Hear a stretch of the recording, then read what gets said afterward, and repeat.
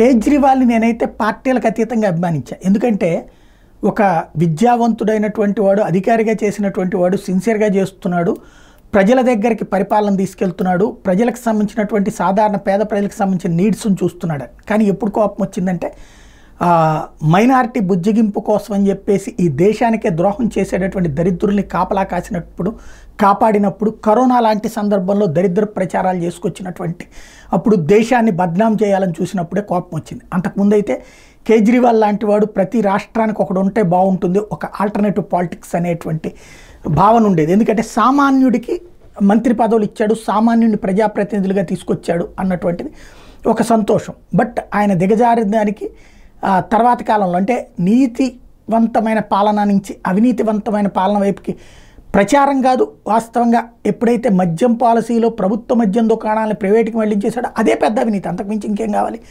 అది ఒక కేజ్రీవాల్ లాంటి వాడి నుంచి ఎక్స్పెక్ట్ చేయలేదు. అట్లాంటి అతను ఇప్పుడు జైలు పాలయ్యాడు.